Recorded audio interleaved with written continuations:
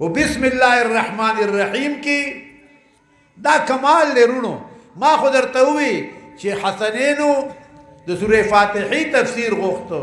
حضرت علی سے ورته وی نه دا نه کیږي دی یو بسم الله الرحمن الرحیم کې درې اسماء دي د الله تعالی یو الله دی یو رحمان دی یو رحیم دی الله دی عقیدې له کافی دی الله د څه لپاره کافی دی عقیدې له ان الذين قالوا ربنا الله هغه کسان چې غیدا اقرار رب زمونږ الله دی ثم استقاموا بیا دې په دې عقیده باندې کلکی د الله په وحدانیت کلکی تتنزل عليهم الملائکه ما دلیږي به دې ته ملائکې د رحمت په وخت دن کدن کې ورته وایي الله تخافوا یریګه ما ولا تحزنوا خپکیګه ما یریګه ما خپکیګه ما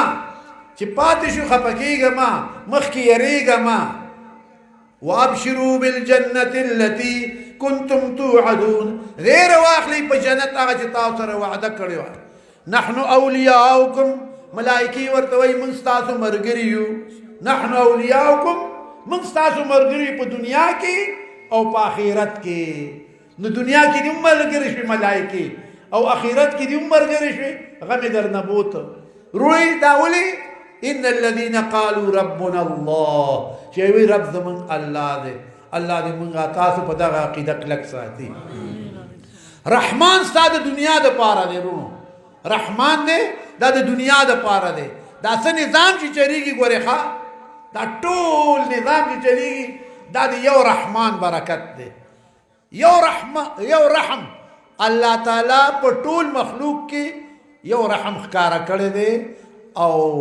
هغه په دې کې نو بچی ته وګوره پلار ته وګوره د حیواناتو بچی لګوتې نشي وړلې د بنده بچی لګوتې نشي وړلې څومره په یو بل باندې مین وي دا یو رحم ښکارا کړی دی دا مثال وام درته رحم د الله صفت دی صفت لره ګوره حد نشته دی ښا خدا ز تاسو ته مثال حدیث کې راغلی دی مثال ساتو د پوهې د پاره چې الله یو رحم دنیا کې ښکارا کړی دی یو مور خپل زوی دوزخ ته وګرځي الله د او یو میندو نه زیات مهربان دی تاسو دوزخ ته نه بوزي خو آرامي تو پرې دی لغون ته کې سم شي بیا پروا مه ساتئ ښا الله دې مونږه تاسو پر رحم کې رحمان دی دنیا رحیم د آخرت دی التبر باندې رحم کوي دلته رحمان دار مونږه تاسو راجم کړو دا رحمان خدای رحمانیت دی او آخرت کې به الله دغه رحم ښکارا کوي په بل شکل باندې ټول امت با یو امت با جنت تا په ټول امتونو باندې جنت حرام دی حرام سو پوری چې رسول پاک ټول امت نه داخل شوه دا یغه رحیم دی ښا او کو دی بسم الله او پر رحمان او رحیم کې لګیای